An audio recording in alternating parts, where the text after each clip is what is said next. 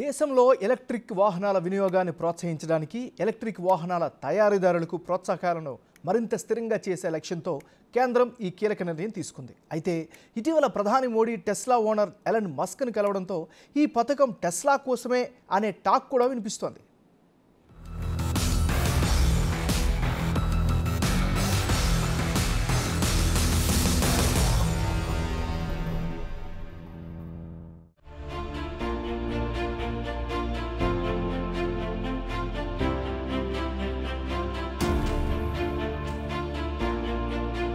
ఆత్మనిర్భర్ భారత్ చొరవకు బలం చేకూర్చే విధంగా అధునాతన సాంకేతికతను భారతదేశంలో స్థానికంగా ఉత్పత్తి చేయడానికి ఈవీ తయారీదారుల నుండి పెట్టుబడులకు ఇక లైన్ క్లియర్ అయినట్లే. కనిష్ట ఖర్చు, బీమా, సరుకు రవాణా విలువ $35,000 కలిగిన వాహనాలకు తయారీదారు తయారీ సౌకర్యాలను ఏర్పాటు చేసిన దానికి లోబడి పూర్తిగా నాక్డ్ డౌన్ యూనిట్లకు వర్తించే 15% కస్టమ్స్ సుంకం 5 సంవత్సరాల పాటు విధించబడుతుంది.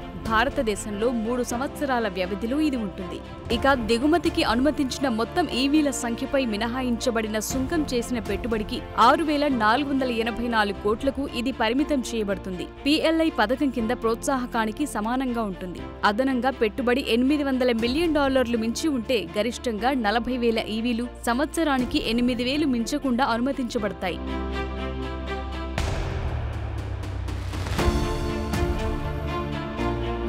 ఇక ఈ పథకం కింద ఆఫర్ స్వీకరించే వాహన తయారీదారులు 3 సంవత్సరాల కాల వ్యవధిలో భారతదేశంలో తయారీ సౌకర్యాలను ఏర్పాటు చేయాల్సి ఉంటుంది. అలాగే ఈవీల వాణిజ్య ఉత్పత్తిని ప్రారంభించాలి. వారు 5 ఏళ్లలోపు కనీసం 50% దేశీయ విలువ జోడింపు DVA సాధించాలి. అంతేకాకుండా 3వ సంవత్సరం నాటికి 25% స్థానికీకరణ స్థాయి తప్పనిసరి చేరుకోవాల్సి ఉంటుంది. ఇక ఈ పథకానికి కంపెనీలు తమ పెట్టుబడి కట్టుబాట్లను బ్యాంక్ గ్యారంటీతో సమర్థించవలసి ఉంటుంది. ఇది DVA కనీస పెట్టుబడి ప్రమాణాలకు అనుగుణంగా అమలు చేయబడుతుంది. అయితే టాటా మోటార్స్, మహీంద్రా అండ్ మహీంద్రాతో పాటు ప్రధాన భారతీయ కంపెనీలు ఈవీ పన్నులను తగ్గించడంపై ఆందోళన వ్యక్తం చేశాయి. ప్రారంభ దశలో ప్రభుత్వ మద్దతు అవసరాన్ని నొక్కి చెప్పాయి. పన్ను తగ్గింపుల కారణంగా ప్రపంచవ్యాప్తంగా ఇష్టపడి హై-ఎండ్ ఈవీల నుండి పెరిగిన పోటీ గురించి ఇలాంటి దేశీయ తయారీదారులు ఆందోళన చెందుతున్నారు. అయితే $40,000 కంటే తక్కువ ధర ఉన్న కార్లకు 70%, అధిక ధర కలిగిన కార్లకు 100% కస్టమ్స్ సుంకాలు ఆఫ్సెట్ చేయాలనే లక్ష్యంతో ప్రారంభ సుంకం రాయితీ కోసం టెస్లా అభ్యర్థన చర్చకు అనుగుణంగా దీన్ని రూపొందించినట్లు వాదనలు వినిపిస్తున్నాయి. అయితే భారత వాణిజ్య పరిశ్రమల శాఖ మంత్రి పీయూష్ గోయల్ దీన్ని ఖండించారు. US ఎలక్ట్రిక్ వాహనాల తయారీ సంస్థ టెస్లా నుండి వచ్చిన అభ్యర్థనలకు అనుగుణంగా భారతదేశం తన విధానాలను ప్రత్యేకంగా రూపొందించకుండా స్వతంత్రంగా సమర్థిస్తుందని ధృవీకరించారు. వేగంగా విస్తరిస్తున్న భారత ఆర్థిక వ్యవస్థలో ఉనికిని నెలకొల్పేందుకు ప్రపంచవ్యాప్తంగా అన్ని ఎలక్ట్రిక్ వాహన తయారీదారులను ఆకర్షించేందుకు భారతదేశ చట్టాలు, సుంకాల నిబంధనలు రూపొందించబడతాయని అన్నారు.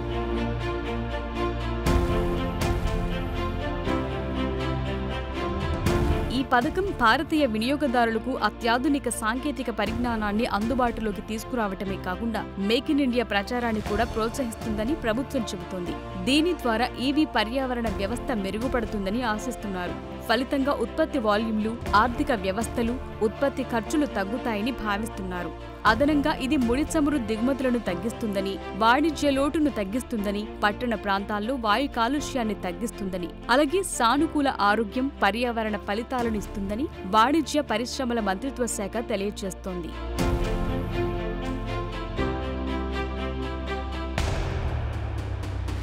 అయితే భారతదేశంలో ఎలక్ట్రిక్ వాహనాల వైపు మారటం ద్వారా 2030 నాటికి 100% విద్యుదీకరణను సాధించాలనే ప్రతిష్టాత్మక లక్ష్యాన్ని గతంలో అంచనా వేశారు. ఈ లక్ష్యం అనేక రంగాల్లో ప్రయోజనం పొందుతుందని ఆశిస్తున్నారు. ఇది పునరుత్పాదక ఇంధన వనరుల సమృద్ధిని కలిగి ఉంటుందని, సాంకేతికత, తయారీ రంగాల్లో నైపుణ్యం కలిగిన మానవ వనరులకు అవకాశం కల్పిస్తుంది.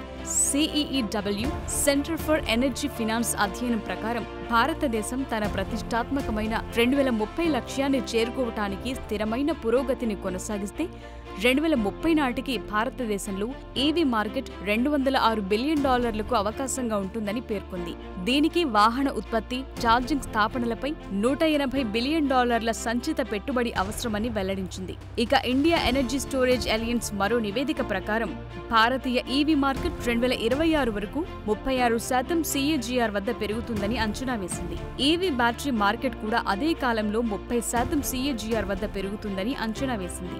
ఇదిలా ఉండగా IESA నివేదిక ప్రకారం సాధారణ వ్యాపారంలో 2022-2030 కాలంలో భారతదేశ ఈవీ మార్కెట్ 49% CAGR వద్ద పెరుగుతుందని అంచనా వేసింది. మొత్తం మీద 2030 నాటికి ఈవీ పరిశ్రమ 10 మిలియన్ల ప్రత్యక్ష ఉద్యోగాలను, 50 మిలియన్ల పరోక్ష ఉద్యోగాలను సృష్టించడానికి సిద్ధంగా ఉన్నట్టు తెలుస్తోంది.